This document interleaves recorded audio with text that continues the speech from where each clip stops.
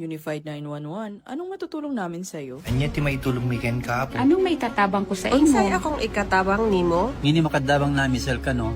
Sa anumang wika o dialekto, may tulong na darating sa iyo.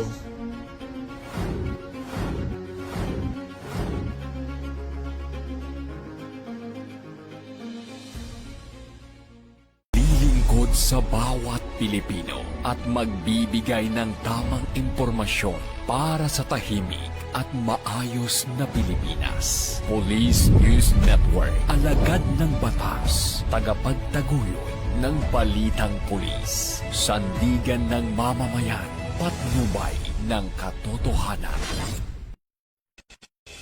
La Campo Crame, maghahatid ng pinakahuling kaganapan at nagbabagang balita. Ito ang PNN Police News Network. At ngayon, ang inyong mga tagapagbalita. Magandang araw, bagong Pilipinas. Ako ang inyong alagad ng batas, tagataguyod ng Balitang Pulis. Ako po si Patrol Woman Abunggo ng Regional Mobile Force Battalion ng NCRPO. Maghahatid sa inyo ng tamang balita, kwento ng pulis at serbisyo para sa mamamayan. At ito ang PNP News Online, ang pangunahing balita ng Police News Network, alagad ng batas, tagataguyod ng Balitang Pulis.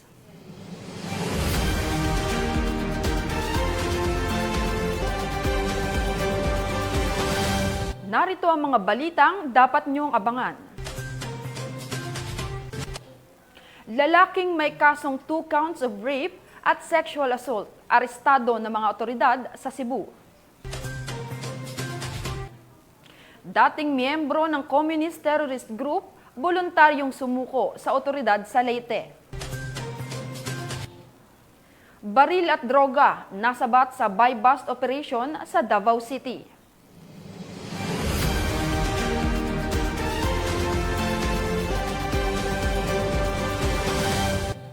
Narito ang mga balitang hatid ng ating PNN correspondents mula sa iba't ibang panig ng bansa.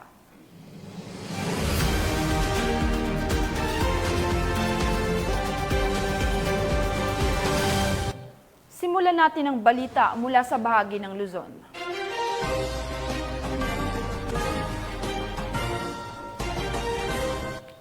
Upang maihanda sa anumang uri ng sakuna, lalong-lalo na ang mga kabataan, nagsagawa ang Regional Medical and Dental Unit 1 ng safety drills para sa mga estudyante ng Child Development Center. Police Master Sergeant Robert Basan Abella Jr., ibalita mo. Bilang bahagi ng pagdiriwang ng Nurse Week 2025 na may temang Innovate, Advocate, Transform, the Nurses' Blueprints for a Changing World, nagsagawa ang mga tauhan ng Regional Medical and Dental Unit 1 sa pangunguna ni Police Major Harleen Grace D. Hamias, Chief ng Nursing Section, ng Hero Training Practice Drill para sa mga bata sa Pro 1 Child Development Center sa Camp Oscar M. Florendo, Parian, San Fernando City. Ang aktibidad ay sinagawa noong Oktubre 23, 2025 kung saan tinuruan ng mga bata ng mahalagang safety drill tulad ng drop, cover and hold sa oras ng lindol at tamang paggamit ng safety whistle bilang bahagi ng kanilang paghahanda sa emergency situation. Ibinahagi din ng mga kawani ng RMDU-1 ang kahalagahan ng pagiging alerto, disiplinado at mahinahon sa oras ng sakuna. Bilang pagkilala sa maayos na partisipasyon ng mga bata, binigyan sila ng mga munting regalo at pasasalamat ng mga tagapagsanay. Ipinahayag ni Police Major Hamias ang kanilang pasasalamat sa mga guro at magulang na patuloy na sumusuporta sa mga ganitong programa na nakatuon sa kaligtasan at paghubog ng mga kabataan. Sa abuuan, layunin ng aktibidad na palaganapin ng kamalayan at kahandaan ng mga bata laban sa sakuna at palakasin ang kultura ng kaligtasan. Isang hakbang tungo sa mas matatag at ligtas na bagong Pilipinas. Mula dito sa Ilocos Region, ako po ang inyong PNN correspondent, Police Master Sergeant Robert Abella Jr., alagad ng batas, tagataguyod ng Balitang Pulis. Maraming salamat, Police Master Sergeant Abella. Police Brigadier General Hansel Marantan, Director ng Highway Patrol Group, bumisita at nagpalakas ng moral sa mga miyembro ng Bulacan Police Provincial Office.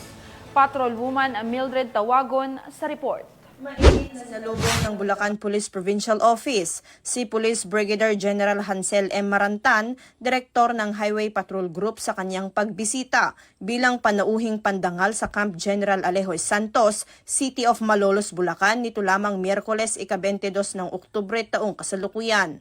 Pinangunahan ni Police Colonel Angel L. Garciliano, Provincial Director ang Arrival Honors kasama ang Command Group, mga staff officer, chiefs of police at force commanders ng lalawigan.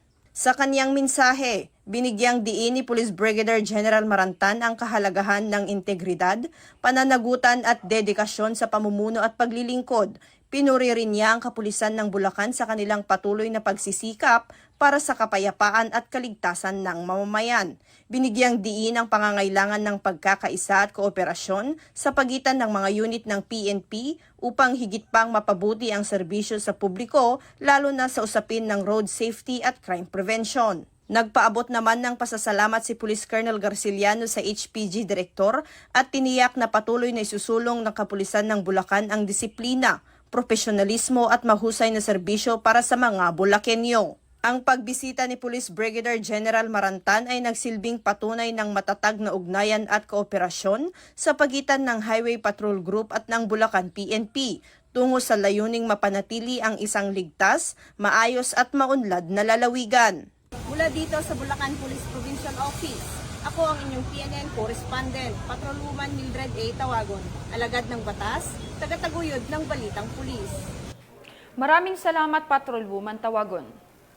NCRPO ang mas pinaiigting ng seguridad sa komunidad upang masiguro ang kapayapaan at kaayusan sa paparating na Undas 2025. Magbabalita dyan si Patrolwoman Mikamay Bahiwag. Tiniyak ng National Capital Region Police Office o NCRPO ang full alert status buong Metro Manila sa paggunita ng Undas 2025. Sa pangunguna ni Police Major General Anthony Aberin, ipinatutupad ang direktiba ni Acting Chief Police Lieutenant General Jose Melencio Nartates Jr. para matiyak ang kaligtasan at kaayusan ng publiko, lalo na sa mga dadalaw sa sementeryo, simbahan at mga terminal.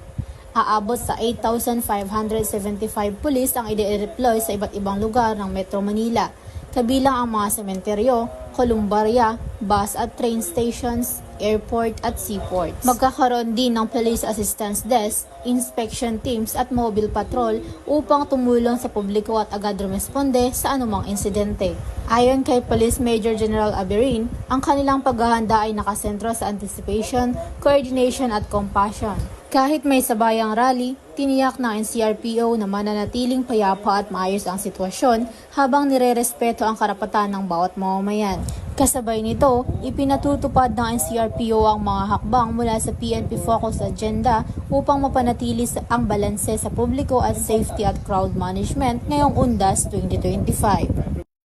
Mula dito sa Camp Bagong Diwa, Bikutan, Taguig City, ako ang inyong PNN correspondent, Patrolwoman Mikamay Bahiwag, alagad ng batas, tagataguyod ng Balitang Pulis. Maraming salamat, Patrolwoman Bahiwag. Simulan natin ang balita mula sa bahagi ng Visayas.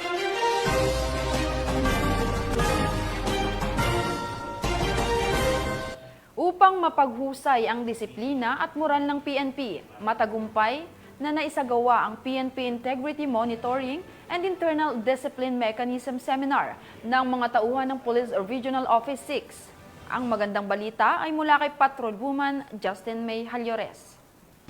Isinagawa ng Police Regional Office 6 sa pamumuno ni Police Brigadier General Josefino Diligan, Regional Director, ang PNP Integrity Monitoring and Internal Discipline Mechanism Seminar nito lamang ika-22 ng Oktubre taong kasalukuyan sa Pro 6 Multipurpose Hall, Camp General Martin Teofilo B. Delgado, Fort San Pedro, Iloilo City.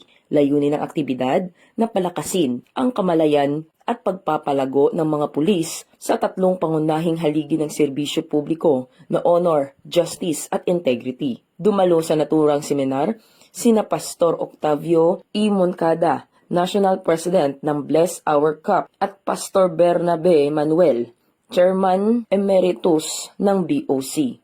Kasama ang iba pang pastor, senior police officers at mga squad leaders mula sa iba't ibang lalawigan ng Western Visayas. Tinalakay nila ang kahalagahan ng moral at espiritual na aspeto sa pagpapatupad ng tungkulin bilang tagapangalaga ng batas. Sa kanyang mensahe, binigyang diin ni Police Brigadier General Ligan na ang integridad ay paggawa ng tama kahit walang nakakakita. Ipinaalala rin niya na ang disiplina at katapatan ay hindi lamang alituntunin kundi pundasyon ng tunay na serbisyo sa bayan. Dagdag pa niya, ang bawat pulis ay dapat maging huwara ng katapatan, pananagutan at dedikasyon sa tungkulin. Ang pagsasagawa ng seminar na ito ay patunay ng patuloy na pagsisikap ng Pro-6 na itaguyod ang isang bagong PNP para sa bagong Pilipinas. Serbisyong mabilis, tapat at nararamdaman. Mula rito sa Western Visayas, ako ang inyong PNN Correspondent Patrolwoman Justin May Halyores, alagad ng batas, tagataguyod ng Balitang Pulis. Maraming salamat, Patrolwoman Halyores. Sa bisa ng warrant of arrest para sa kasong 2 counts of rape at sexual assault, arestado ang isang lalaki matapos ang operasyon ng mga otoridad sa San Fernando, Cebu. Patrolwoman Flora May Azares sa report. Swak parehas ang top 2 most wanted person provincial level na may kasong sexual assault at 2 counts ng rape matapos itong maaresto ng kapulisan ng San Fernando sa Barangay South, Poblacion, San Fernando, Cebu noong ika-22 ng Oktubre ng taong kasalukuyan. Kinilala ni Police Major Michael Sigingoyon, Chief of Police ng San Fernando Municipal Police Station, Cebu Police Provincial Office, ang suspect na si Jupiter, 27 anyos, na residente ng naturang lugar. Ang suspect ay naaresto sa bisa ng warrant of arrest para sa kasong sexual assault na may 200,000 na rekomendadong piyansa at 2 counts ng rape na walang rekomendadong piyansa. Kasalukuyang nakapiit sa San Fernando MPS ang suspect para sa dokumentasyon at tamang disposisyon. Ang matagumpay na pagkaaresto ng suspect ay patunay ng San Fernando PNP ng kanilang mas pinaiting na pagpapatupad ng batas upang mapanatiling ligtas at payapa ang komunidad, alinsunod sa direktiba ni Police Lieutenant General Jose Melencio C. Nartates Jr., Acting Chief, Philippine National Police. Mula dito sa Cebu Police Provincial Office, ako ay inyong Police News Network Correspondent, Patrolwoman Flora May Azares, alagad ng batas, tagataguyod ng Balitang Pulis. Maraming salamat, Patrolwoman Azares.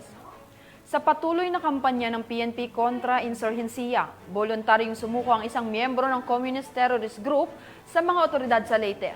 Magbabalita dyan si Patrolwoman Camberley Flores. Tulungan namin nakasama, pakikibaka at kusang nagbalik loob sa pamahalaan ng isang miyembro ng Communist Terrorist Group sa Barangay Siabo, Baybay City. Ang pagbabalik loob ay resulta ng matagumpay na panawagan na pagsisikap ng mga tauhan ng 1st Leyte Provincial Mobile Force Company kasama ang Leyte Provincial Intelligence Unit, City Intelligence Team Ormoc, Regional Intelligence Unit 8 at Baybay City Police Station. Isinuko rin ng nasabing surrendery ang isang unit caliber .38 arms core revolver at 3 bala. Samantala, nakatanggap naman ang nagbalik loob ng agarang tulong pinansyal mula sa mga kapulisan. Ang dating miyembro ng CTG ay nasa kustodiya ng 1st Leyte PMFC para sa kanyang posibleng enrollment sa programa ng ating gobyerno na Enhanced Comprehensive Local Integration Program o ICLIP. Patuloy ang panawagan ng pambansang pulisya sa iba pang mga miyembro ng CTGs na iwaksin ang maling ideolohiya at magbalik loob sa ating pamahalaan upang makasama ang pamilya, mamuhay ng payapa at patuloy na sumuporta sa mga programa ng ating gobyerno. Mula dito sa Tacloban City, ako ang inyong PNN Correspondent, Patrolwoman Flores, alagad ng batas, tagataguyod ng Balitang Pulis. Maraming salamat, Patrolwoman Flores. Simulan natin ang balita mula sa bahagi ng Mindanao.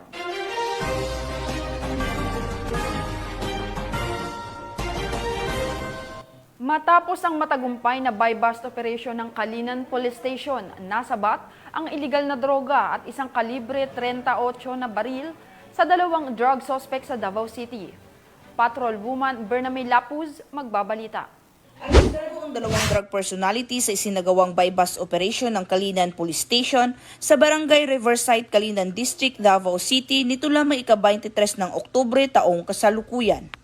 Kinilala ni Police Major Robel B. Saavedra, Station Commander ng Kalinan Police Station, ang mga suspect na sina alias Choi, 31 anyos, residente sa Purok 39, Abayon Mosque, Kalinan, Davao City, at alias Muhammad, 26 anyos, residente sa Purok 19, Kalumas Street, Kalinan District, Davao City. Ayon pa kay Police Major Saavedra, naaresto ang mga suspect sa bisa ng isang buy-bust operation na isinagawa ng mga tauhan ng Kalinan Police Station sa koordinasyon ng Philippine Drug Enforcement Agency. Na-recover mula sa mga suspect ang tinatayang 0.9 grams ng hinihinalang shabu na may halagang 6,120 pesos, isang caliber .38 revolver na may 2 buhay na bala ngunit walang serial number at buy-bust money na ginamit sa operasyon. Kasalukuyang nasa kustodiya na ng Kalinan Police Station ang mga suspect para sa tamang disposisyon at paghahain ng mga kaukulang kaso sa paglabag sa Republic Act 9165 o ang Comprehensive Dangerous Drugs Act of 2002 at Republic Act 10591 o ang Comprehensive Firearms and Ammunition Regulation Act. Ang matagumpay na operasyon ay bahagi ng pinapaigting ng kampanya ng Police Regional Office 11 sa ilalim ng pamumuno ni Police Brigadier General Joseph R. Arquiles laban sa ilegal na droga sa Rehiyon 11. Mula dito sa Police Regional Office 11, ako ang iyong PNN Correspondent, Patrolwoman Bernami Lapus, alagad ng batas, tagataguyod ng balitang pulis. Maraming salamat, Patrolwoman Lapus. 37 anyos na lalaki patay matapos pagbabarilin ng isang sospek sakay ng isang motorsiklo sa Cotabato City. Patuloy na pinaghahanap ng pambansang pulisya ang sospek upang makamit ang hustisya ng biktima. Ang kabuuang balita ay hatid ni Patrolwoman Leonora Gawang. Patay ang isang lalaki matapos mabiktima ng pamamaril sa Malagapas, Rosario Heighten, Cotabato City nito lamang ika-22 ng Oktubre taong kasalukuyan. Kinilala ng mga otoridad ang biktima na si George Masukat Montac, 37 na taong gulang, habang kinilala naman ang suspek na si alias Kilay, 45 na taong gulang at residente ng naturang lugar. Base sa inisyal na investigasyon ng mga otoridad, ang motibo sa krimen ay personal na alitan na nag-ugat sa hindi pagkakaintindihan sa hindi pagbayad ng utang. Lumalabas umano na ang biktima at suspek ay may matagal nang hindi pagkakasundo na humantong sa trahedyang ito. Ayon sa mga saksi, mabilis na tumakas ang suspek matapos ang insidente sakay ng isang pulang Honda XRM 110 na motorsiklo. Tinamaan ang biktima sa kaliwang tainga nito na naging sanhi ng kaniyang agarang pagkamatay. Na-recover sa crime scene ang basyon ng bala ng kalibre 45 pistol na siyang ginamit umano ng suspek sa pamamaril. Patuloy ngayon ang isinasagawang hot pursuit operation ng mga otoridad laban sa suspek na si Dagadas. Samantala, nananawagan ang Cotabato City Police Office sa mga residente na may impormasyon tungkol sa kinaroroonan ng suspek na makipag-ugnayan agad sa kanila upang mapanagot ito sa batas. Mula rito sa rehiyon ng Bangsamoro, ako ang inyong Police News Network Correspondent, Patrolwoman Leonora Gawang, alagad ng batas, tagataguyod ng balitang pulis. Maraming salamat, Patrolwoman Gawang. At mga ka-PNN, 62 days na lang, Pasko na.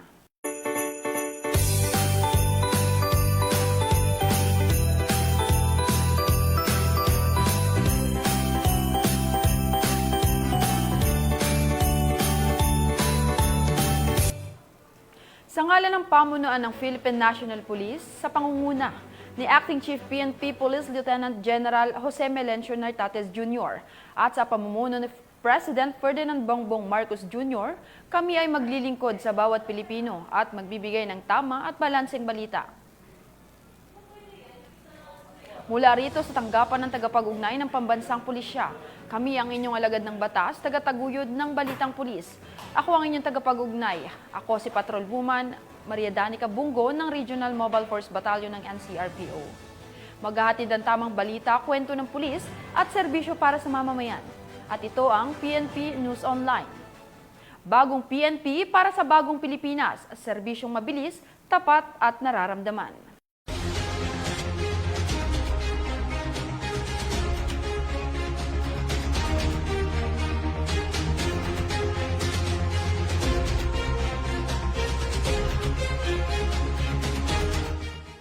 Police News Network, alagad ng batas, tagapagtaguyod ng balitang pulis.